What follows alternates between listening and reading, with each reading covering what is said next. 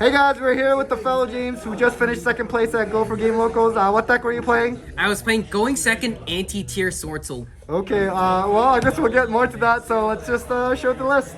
Okay, so first off, it's pretty standard. We have 3 Moe, 3 Ecclesia. These are your best starters. Ecclesia never gets ashed anymore because nobody runs hand traps in this format. Taya's pretty standard. Longyon standard. Now here's where things get spicy, because you know how you run 10E lines with Ashna, Vishida, and Adahar and Stana? Okay. Well here, I only run 2 Vishida. Okay. Because it all works together. And then, here's the spicy tech.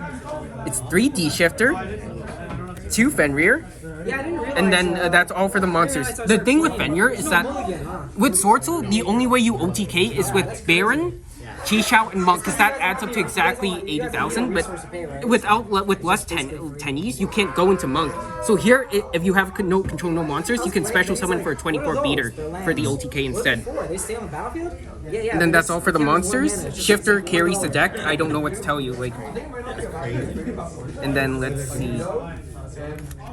Next we got the spells, 3 Emergence, pretty standard, 2 Desires, Going Second cards, you got Lightning Storm, Triple Tech, and then the Instant Fusion. I'll explain more into this later, but it's a very funny card. And then we got Dark Ruler, we got the Field Spell combo, that's 2 Necro Valleys, 1 Mystic Mine, and 1 Terraforming. Okay, Necro And then the last card is Fissure. You can't search it up, but once when you show up, it's a Saki 1-of, and it's very funny to pull off. Alright, I guess it just shuts down tiers. So I guess earlier you were saying people are not playing hand traps. I mean, they do technically a lot in terms of Bestials, but I guess Bestials don't really affect this deck too much. No.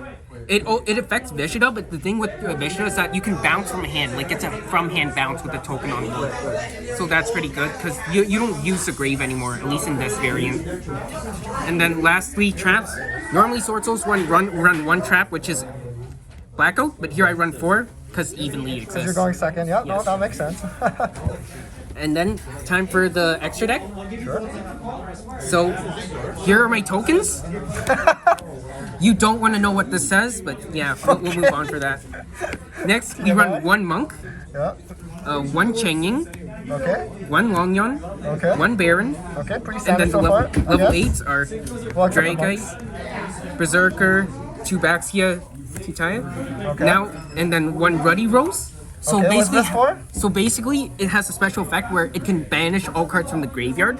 So Swordsoul's work is that they proc once when they enter the graveyard, right? Like the Moe draw, the Longyon burn. But if they get banished, they don't proc. So here, you can actually activate the Swordsoul cards, and then instead of going into Baron from your Longyon or Longyon from Longyon, you can go into Ruddy Rose instead, banish all your cards, and then drop Shifter and end phase.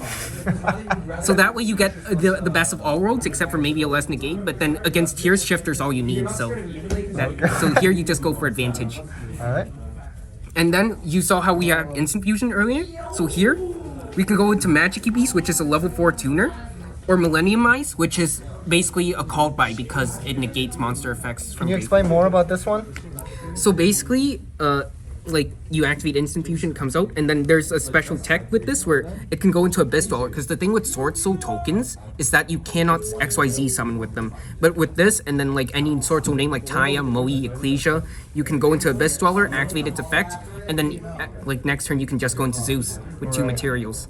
Right, okay. So now, for this deck, you know, obviously our locals, we have a lot of tier Shizu right now, so this kind of works pretty well, but in the instance that you don't play against tier Shizu, how does this deck fare?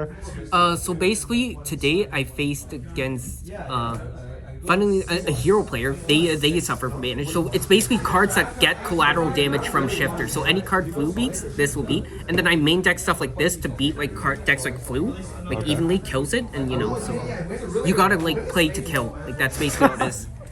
So going second, it makes sure you always win your game 1 because nobody expects it. Because who expects an evenly matched turn 1? So yeah, it's just funny like that. You always go second game 1, try to get the game 1 and then game 2. It doesn't really matter. You can we'll go more into that in the side deck, and then game 3 you can like control it however you want. And then yeah, that's all it is. So side deck. Sure. So the weakness with going second decks is that